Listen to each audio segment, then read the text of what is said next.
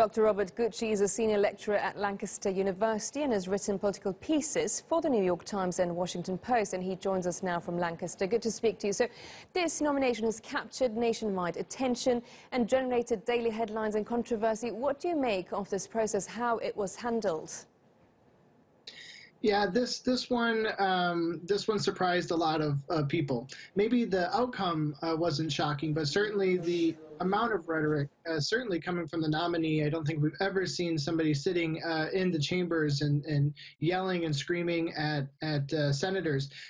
We've seen demonstrations before, but we haven't really seen this type of back and forth strictly between candidates, the potential employers being the senators, and the forcefulness of demonstrations throughout Capitol Hill to try to stop this nomination.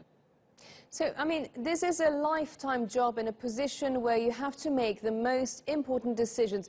And now nobody knows whether these allegations are true or false. So how correct is it? What about the reputation of the Supreme Court?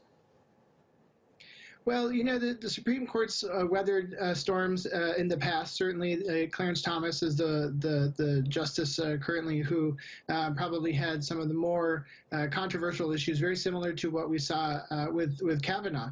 But we have to remember that the Supreme Court is one element of U.S. democracy, and what we need to see here is if the other branches will change in any way because of the vocal opposition to Donald Trump and to these about these accusations. The Supreme Court is going to be in question, and certainly a lot of the cases that Kavanaugh sits on are going to be ready for some appeal and scrutiny. Certainly, if it has anything to do with political issues or even business issues, and certainly if it has to do with issues of women's rights or sexual assault or things that are similar to what he's been accused of doing.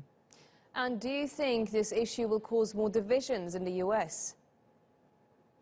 Well, you know, this is a moment like other moments that we've seen in recent years, unfortunately, and we've seen issues about race and policing, militarization of local law enforcement, gun ownership.